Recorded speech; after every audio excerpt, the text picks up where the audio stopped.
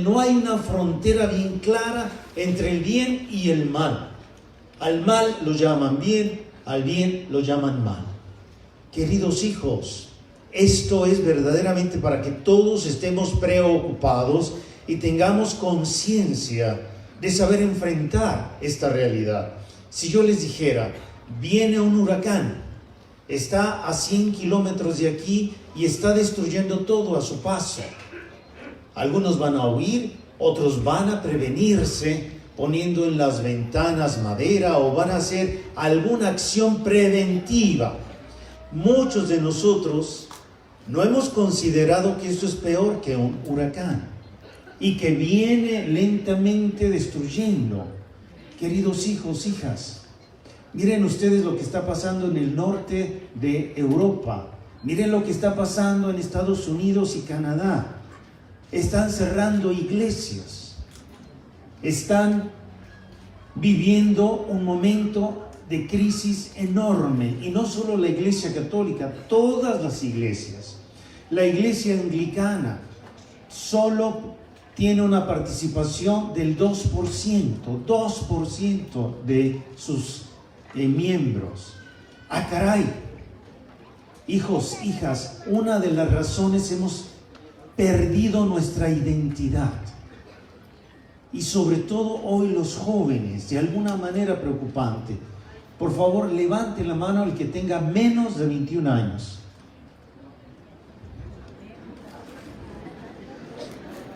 Gracias. Así como sucede aquí, sucede en las misas. Gracias, bajen la mano. Siempre ando buscando jóvenes en todas mis visitas pastorales y no los veo. ¿Qué va a pasar dentro de 20 años? Lo que está pasando en Europa, el norte de Europa. Oigan, tenemos realmente que despertar y tenemos que saber quién soy, de dónde vengo, por qué estoy aquí y a dónde voy. El ser humano ha perdido su identidad, y lo que hoy voy a tratar y que me pidieron que hablara con ustedes nos va a ayudar a identificarnos quiénes somos. Eso es importantísimo siempre, pero más que nunca ahora. Algunos de los puntos que voy a tratar, muchos de ustedes ya los conocen. Sin embargo, es importante reafirmarlos y tenerlos bien claros en la mente y en el corazón. ¿Vamos bien? Y como siempre, no se les olvide, yo tengo un enemigo, el sueño. No se me vayan a dormir. Persona que se me duerma, persona que va y le pregunto, ¿qué está diciendo el obispo? ¿De acuerdo? Sí. Y aquí se ven muy bien los ojos, ¿eh? Vamos a comenzar. Entonces me han pedido que hable de un tema de eclesiología, sobre la iglesia. Hay tanto que decir que creo que el tiempo no me va a alcanzar, pero hasta donde Dios nos permita. Pero vamos a tratar de ser bastante sencillos y claros, eso espero. ¿Qué es la iglesia? La iglesia es ante todo un misterio, hijos. Es un misterio. La iglesia es humana y es divina. Y por ser humana es pecadora. ¿O no? Y por ser divina es santa. La iglesia es visible e invisible. Esa iglesia que nosotros formamos es divina y humana, visible e invisible, terrena y celestial. Esto lo tenemos que tener siempre en la mente y en el corazón. La iglesia es temporal y eterna.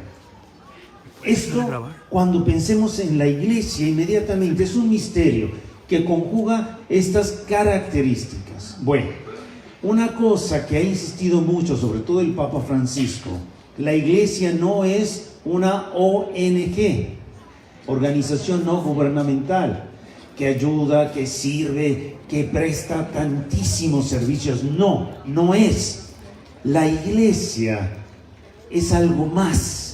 Es ese misterio, y dice San Juan Pablo II, la iglesia es madre. ¿Qué es la iglesia? Madre. Es mi madre. Y nací el día que me bautizaron en el seno de la iglesia. El bautisterio en que me bautizaron en mi parroquia es el seno de mi madre, la iglesia. Y allí precisamente fui concebido espiritualmente. ¿Vamos bien? Sí. Les voy a preguntar al ratito. Etimológicamente, la iglesia viene del griego eclesia. En hebreo, Kaal, y significa, eso es muy importante, hijos. Iglesia, eclesía, Kaal, significa asamblea convocada. ¿Qué es la iglesia? Asamblea convocada o reunida. Ya desde el Antiguo Testamento era una comunidad santa, el pueblo de Dios que rendía culto y alabanza a Yahvé. Ya en los primeros cristianos, era la asamblea litúrgica, se reunían para la fracción del pan, tal y como Jesús les ordenó: hagan esto en memoria mía. Y desde el primer instante los apóstoles que se dieron cuenta de este regalo extraordinario, ya desde entonces era esa asamblea litúrgica que formaba comunidades locales por todos los cristianos. ¡Qué belleza! ¡Qué historia tan importante tenemos como iglesia, como lo que somos! El derecho canónico dice: la iglesia de Dios existe en las comunidades locales y se realiza como asamblea litúrgica, sobre todo en la Eucaristía. ¡Qué bella la dimensión de la misa, de la Eucaristía! Allí me estoy realizando, estoy respondiendo como comunidad litúrgica que soy. ¿Hasta aquí se está explicando el obispo? Sí. Eso somos. Esa identidad me va a ayudar a salir de esta crisis y a enfrentarla con las mejores herramientas. Bien, seguimos. La iglesia existe por el designio amoroso del Padre Eterno. Fue fundada por Jesucristo, el Verbo encarnado, y continuamente vivificada por el Espíritu Santo. Por lo tanto, es un proyecto trinitario. Eso es también algo muy bello, que yo debo de tener siempre en la mente y en el corazón. Esta iglesia que nosotros formamos es un proyecto trinitario. Es un designio amoroso del Padre, es fundada por Cristo y es vivificada por el Espíritu Santo, aquel que es Señor y dador de vida. ¡Qué bello! Proyecto trinitario. ¿Qué protagoniza la iglesia? La historia de la salvación. Desde hace 2000 años protagoniza esta historia de la salvación. Es el tiempo de la iglesia, desde su fundación y Pentecostés hasta que venga el final de los tiempos. Está protagonizando esa historia de salvación, la iglesia. Ya fue preparada desde el Antiguo Testamento. Rápidamente tengo que decir algo al menos de esto. Después del pecado original hay una promesa, la promesa del Redentor. Vienen luego las alianzas de Dios, la alianza con Noé, la alianza con Abraham, la alianza con Moisés. Pero Israel fue infiel a esas promesas. Dios siempre fue fiel, no falló, pero el pueblo sí falló. Sí falló. Entonces viene una nueva y eterna alianza. ¿Una qué? Y esa no va a fallar, porque es Dios mismo que la realiza. Esa alianza está sellada con la sangre de Cristo. Es una alianza definitiva y perfecta en el nuevo pueblo de Dios. ¿En el qué? ¿Quién es ese nuevo pueblo de Dios? Ustedes, nosotros, hijos. ¿Quién es ese nuevo pueblo de Dios? Insisto, porque les repito, no perdamos nuestra identidad. ¿Quién eres? Soy la iglesia. Soy el nuevo pueblo de Dios, ese proyecto trinitario. Eso soy. Y estoy participando en esta historia de la salvación. Cristo quiso y de hecho fundó la iglesia, que no es solo espiritual, es también visible y jerárquica. ¿Qué es? Visible y jerárquica. Y dice el derecho canónico, la iglesia fue fundada por palabras y por obras de Cristo. ¿Quién la fundó? A través de... a través de... palabras y obras. Vamos a ver las palabras. Mateo 16. Tú eres Pedro, y sobre esta piedra edificaré mi iglesia. Oigan lo que suene como una sinfonía de Beethoven a nuestros oídos, bellísimo.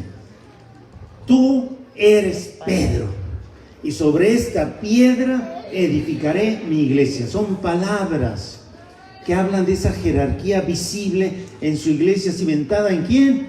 En Pedro. ¿En quién? En Pedro. ¿Quién es el sucesor de Pedro? El Papa. ¿Qué número de Papa es ahorita? 266. ¿Qué número? 266. Bueno, dice también Jesús, edificaré mi iglesia. Firme intención de fundarla.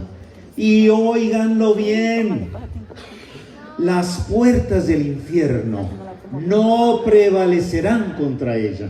Aunque estemos en crisis, aunque nos reduzcamos, aunque sea, siempre existirá. La iglesia es una promesa de Cristo. Durará siempre y nada podrá destruirla. Nada. Pasará etapas difíciles, pero será como las estaciones: invierno, verano, primavera, otoño. Quizás estamos en otoño en México, pero sabemos que la iglesia permanecerá siempre. Y dice Jesús, son palabras, recuerden: te daré las llaves del reino de los cielos, y lo que tú ates aquí quedará atado, y lo que tú desates aquí quedará desatado. Y pone a Pedro como su vicario. El vicario. Ahí está entonces esta característica de las palabras con las que Cristo funda su iglesia. Y además de palabras también con obras. Vamos a ver cuáles son. Elige a los 12. ¿Fue casualidad los 12? No. ¿Qué significa que hayan sido 12? Los 12, las 12 tribus del pueblo de Israel. No fue casualidad.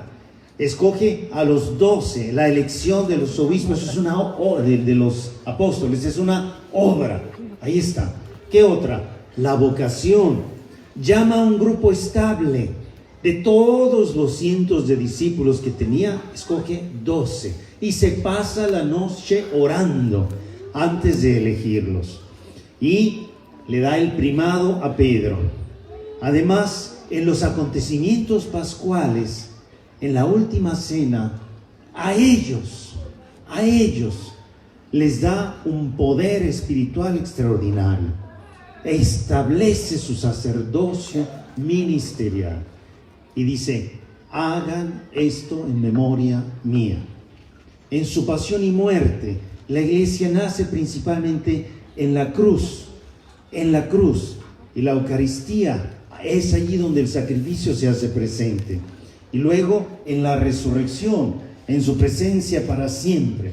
En la fiesta judía de Pentecostés, el Padre y el Hijo enviaron al Espíritu Santo y la iglesia se manifestó al mundo y comenzó su actividad pública.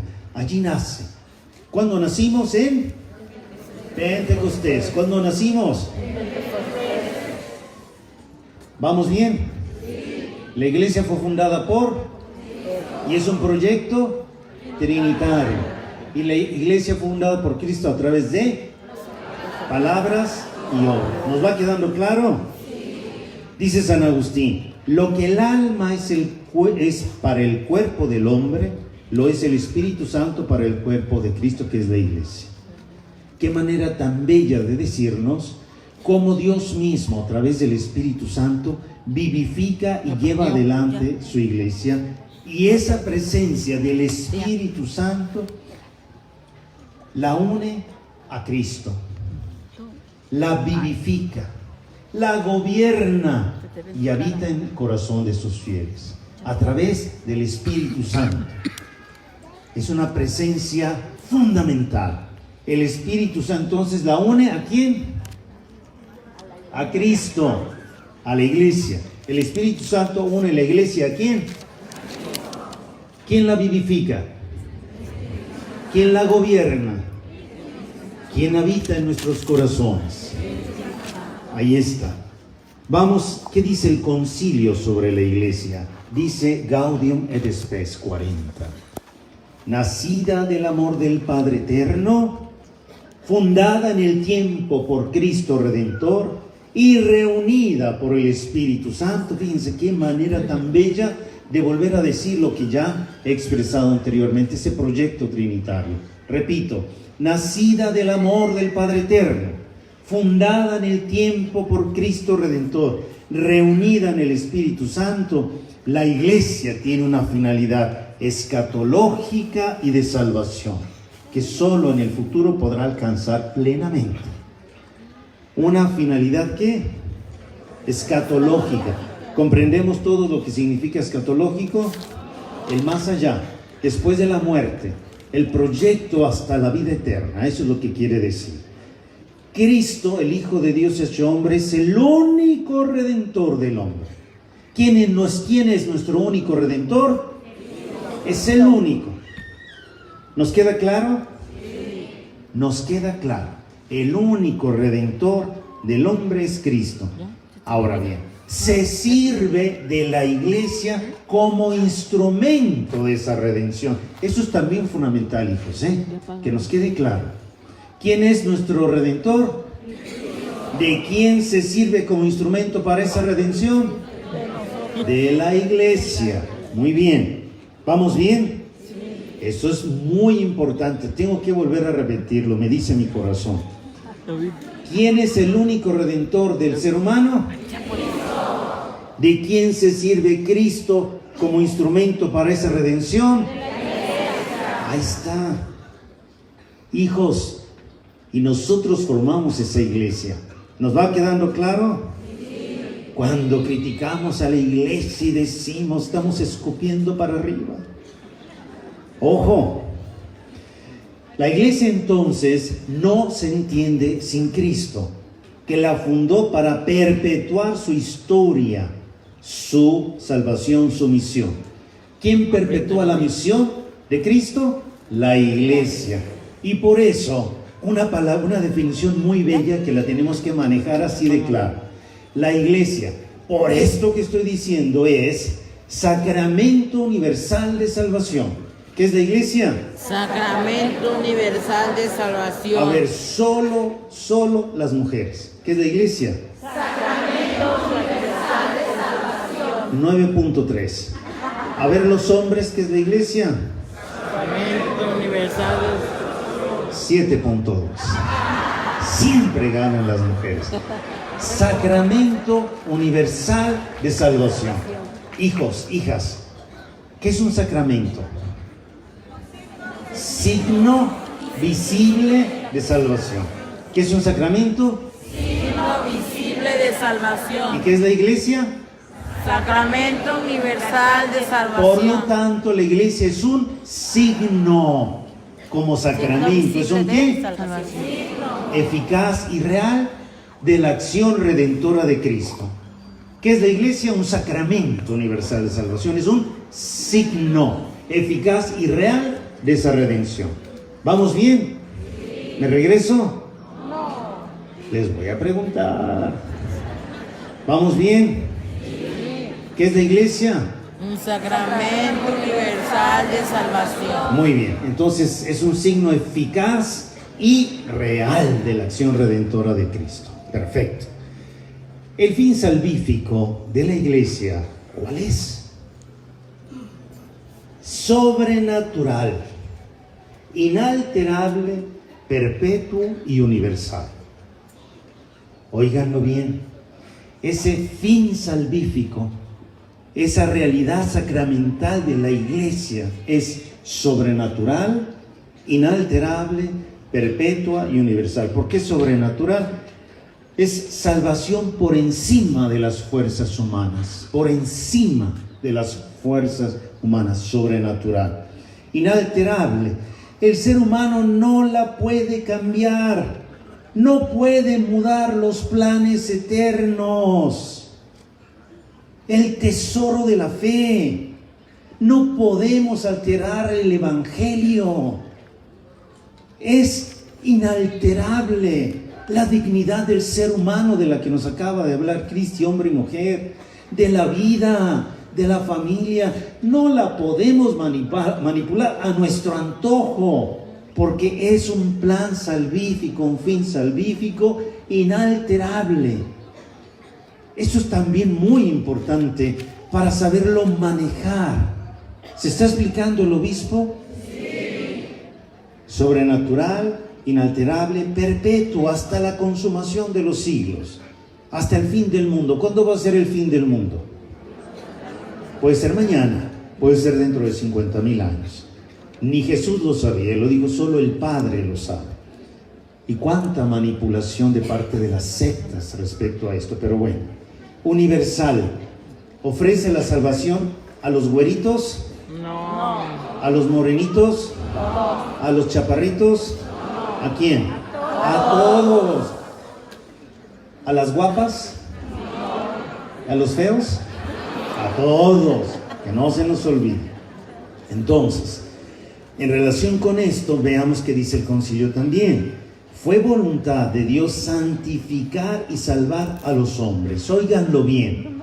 ¿Cuál es la voluntad de Dios? Santificar y salvar a todos los hombres. Obviamente, ahí incluimos, como tiene que ser, a las mujeres, seres humanos. Pero oigan, fíjense en esto. Santificar y salvar, no aisladamente, no sin conexión de unos con otros, sino como pueblo. Eso es también fundamental. Como pueblo, el Señor nos santifica y nos salva. No es una salvación individual, es una salvación, una santificación en la realidad del pueblo. ¿Vamos bien? En conjunto, no podemos separar. Y decía por eso San Pablo, la iglesia es un cuerpo que tiene diferentes funciones. Si me corto el dedo y queda tirado, ¿va a vivir el dedo? No, muere. Igualmente, no podemos ser cortados de esta realidad espiritual.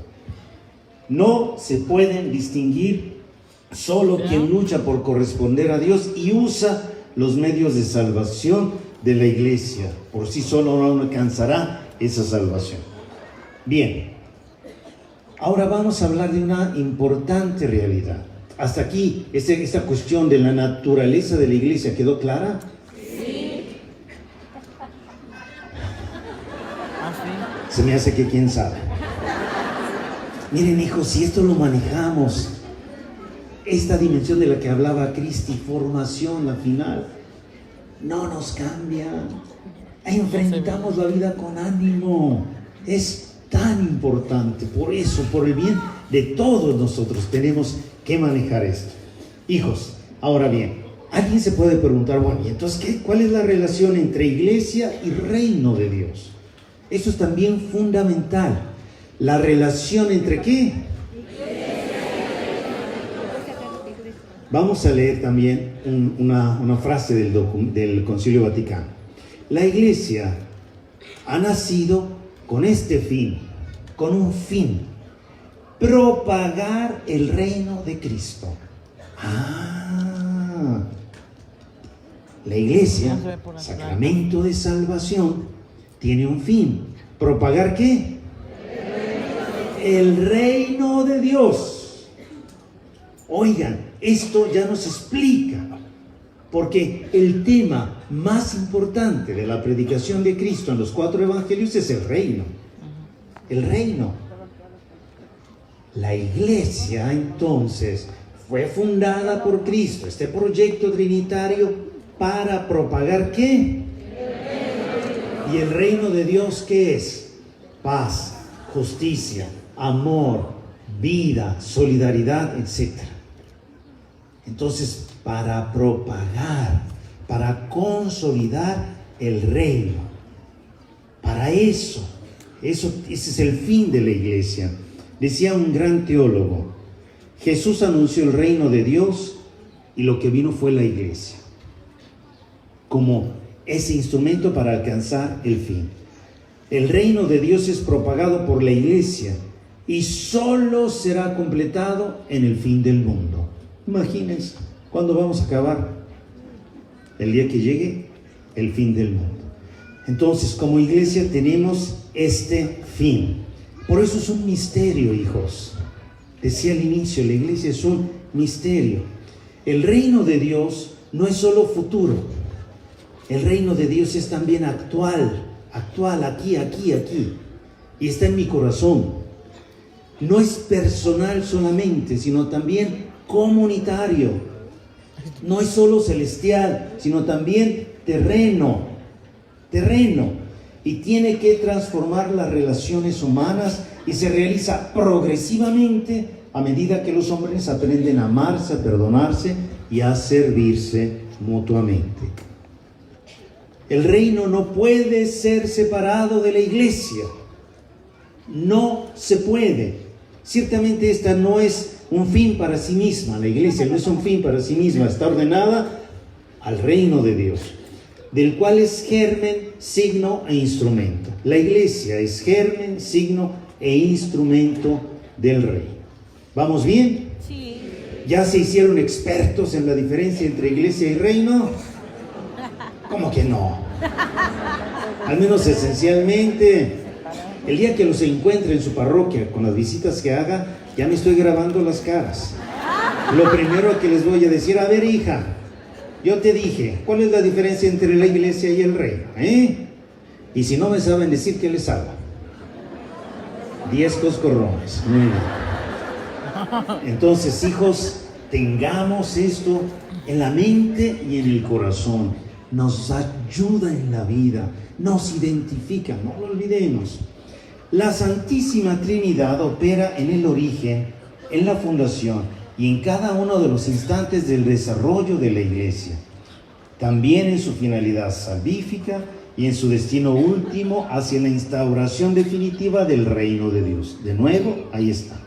Ahora bien, la incorporación personal a la iglesia debe realizarse como Cristo lo dijo. ¿Y cómo lo dijo? A través del bautismo. Y dice Cristo, y tiene que ser trinitario. Si yo bautizo a alguien nomás en el nombre del Hijo, ¿es válido? No. Tiene que ser en el nombre del Padre, del Hijo y del Espíritu Santo. Muy bien. ¿Eso no se nos olvida? No. Bueno, ahora, no es la única definición o imagen de la iglesia. Hay otras imágenes de iglesia muy bellas, verdaderamente bellas, que se complementan unas con otras, no se excluyen, se complementan y me ayudan a comprender este misterio que es la iglesia. Dice el Lumen Gentium, Concilio Vaticano, recoge de la Sagrada Escritura muchas imágenes de la iglesia y dice, la iglesia es redil. Como dice Cristo, yo soy la puerta. Si la iglesia es el redil, la única puerta, ¿quién es? Cristo. Dice también, es el rebaño de Dios. Y si es rebaño, ¿quién es su único pastor? Cristo. Fíjense qué bellas imágenes de la iglesia. Redil, rebaño de Dios, campo y viña. ¿Quién es el sembrador? Cristo. El Señor. Edificación de Dios. Porque ¿quién es la piedra angular? Cristo. Y algo también muy bella, es la esposa a la que Cristo ama y se entregó para salvarla y santificarla. La iglesia, nosotros. Entonces nosotros somos redil, rebaño de Dios, campo y viña, edificación y esposa de Cristo. ¿Vamos bien? Yo les dijera cuál les gusta más, pero piénsenlo. Ahí se los dejo de tarea. Ahora, si buscamos imágenes más elaboradas de lo que es la iglesia, entonces podemos decir, la iglesia es el pueblo de Dios, el nuevo pueblo de Dios. También a mí me encanta. ¿Qué somos? El nuevo pueblo de Dios. Y dice San Pablo, el cuerpo místico de Cristo. ¿Qué es la iglesia? El cuerpo místico de Cristo. El templo del Espíritu Santo. ¿Vamos bien? Sí. Bueno, tengo que apurarme, porque me dijeron no se pase de su tiempo. Hijos, dentro de estas imágenes tan bellas como pueblo de Dios, esta imagen, pueblo de Dios, más elaborada, les decía, nos habla de que como pueblo de Dios somos el pueblo sacerdotal. ¿Todos somos sacerdotes? Ay, ¿lo dudan? Claro, hijos. Por nuestro bautismo somos profetas, sacerdotes y reyes. ¿Todos tenemos un sacerdocio? Sí, hijos. A ver, esa más seguridad. ¿Todos somos sacerdotes? ¿Todos somos profetas? ¿Todos somos reyes? Ay, ay, ay, qué dignidad que tenemos, caramba. Nada de complejos, nada de tristezas, nada de bajo estima. Hijo, eres rey, eres profeta, eres sacerdotisa. ¿Cómo no? Por tu bautismo. Como pueblo de Dios, eres un pueblo sacerdotal y tienes como cabeza ¿a quién? A Cristo. Esta ciudadanía la adquirimos por nuestro bautismo, que nos hace hijos de Dios. ¡Oh, ay! ¡Hijo de Dios! Óiganme, ¡qué belleza!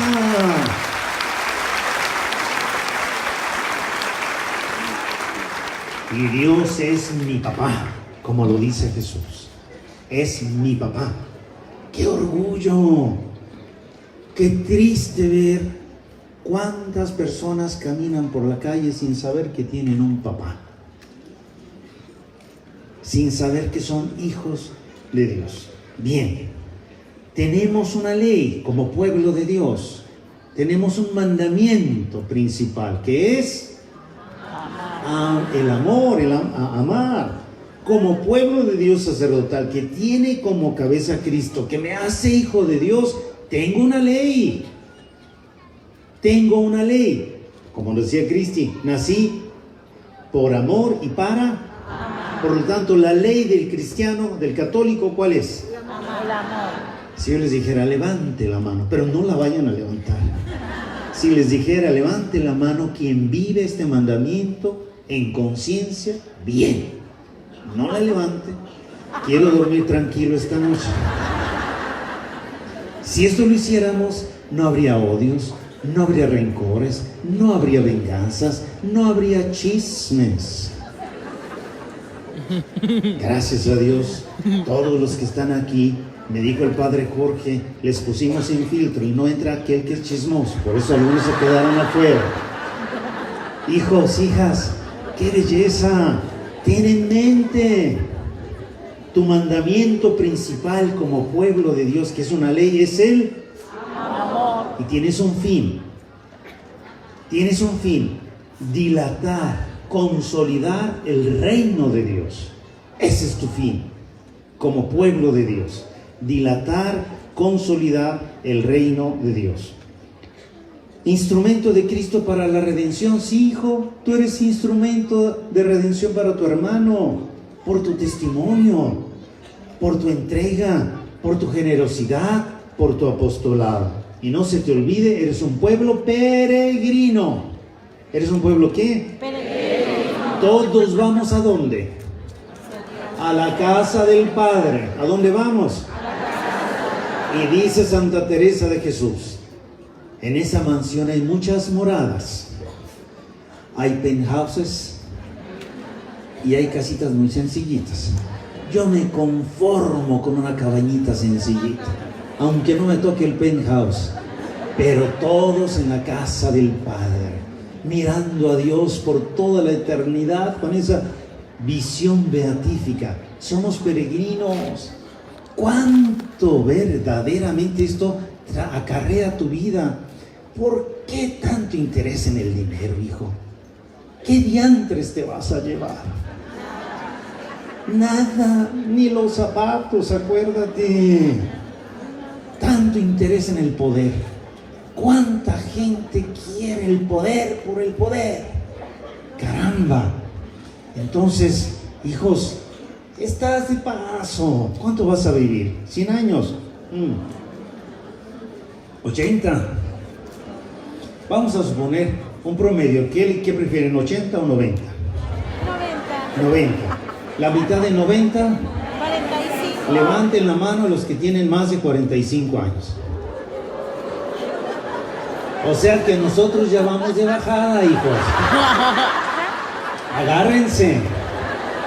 ¿Cierto o no? Sí. Hay gente que a los 90 años ni piensa en la muerte.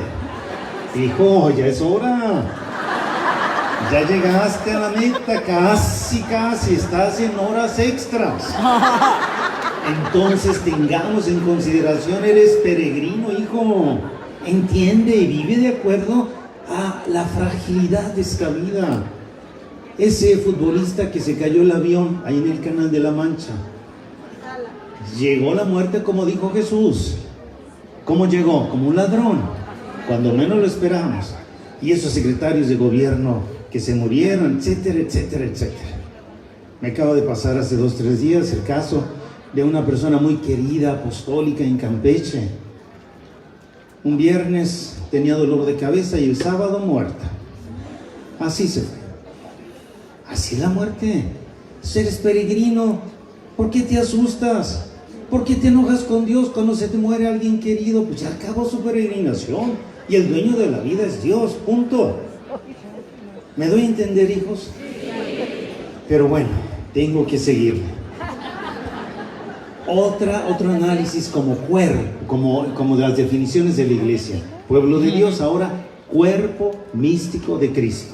Somos un organismo espiritual que no se reduce solo a estructuras visibles.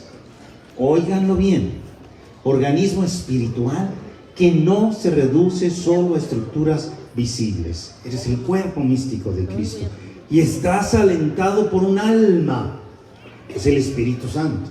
Por un alma, el Espíritu Santo. Y tienes una cabeza, y esa cabeza es Cristo. Y como miembro de este cuerpo tienes que preocuparte por tu hermano. Si te duele la cabeza, es por algo. Tienes que poner atención. Si te duelen los pies, no digas, son los pies. Huelen re feo. Hijo, si no te los cuidas, te viene una gangrena. Cuidado. Tienes que tener interés por esa realidad del Cristo total. La iglesia es comunión. Rápidamente, en el credo decimos, creo en la comunión de los... ¿Qué significa eso? Lo decimos y a veces ni sabemos. Que la iglesia es comunión. Que si alguien es muy santo y muy bueno, ¿afecta al resto del cuerpo? No. Claro que sí, hijos, esa es la comunión. Si alguien es muy pecador y dice, ¿qué le importa a la iglesia mi pecado? Yo aborto y requete aborto, aunque esté bautizado. ¿Eso repercute en la iglesia? Sí. La comunión, claro que repercute. Comunión de los santos, es una comunión orgánica y es una comunión misionera, etc. Bien, la iglesia, sacramento de comunión. Todo signo o instrumento visible de un efecto divino invisible. La iglesia es signo visible de la realidad oculta de la salvación. Es una analogía. Todo signo e instrumento visible de un efecto divino invisible. Así la iglesia es signo visible de la realidad oculta de la salvación. Dice el concilio en la Lumen Gentium, la iglesia es en Cristo como un sacramento, es decir, signo e instrumento de la íntima unión del hombre con Dios y de la unidad del todo el género humano. Muy bien. Con el código. Son fieles cristianos, es decir, nosotros, ¿quiénes? Incorporados a Cristo por el bautismo, se integran al pueblo de Dios y hechos partícipes a su modo por esta razón de la función sacerdotal, profética y real de Cristo. Es una síntesis muy buena. Y cada uno, según su propia condición, son llamados a desempeñar la misión que Dios encomendó cumplir a la iglesia en el mundo. Fíjense qué manera tan bella de sintetizar todo lo que acabo de decir. ¿Quiénes somos nosotros? La iglesia. Somos incorporados por el bautismo y nos integra en el pueblo ¿de quién? Y nos hace por eso partícipes de funciones. La función sacerdotal, profética y real de Cristo. Cada uno según su condición. Casado, soltero, consagrado, no consagrado. Y todos somos llamados a desempeñar la misión que Dios encomienda a toda la iglesia. La misión. Dios tiene una misión para ti. Y estamos como estamos porque muchos despistados ni la saben. Allá si vieran los yucatecos, ay Dios mío. Pero gracias a Dios los morelenses sí tenemos conciencia, ¿verdad? Hijos, vamos a irnos rapidito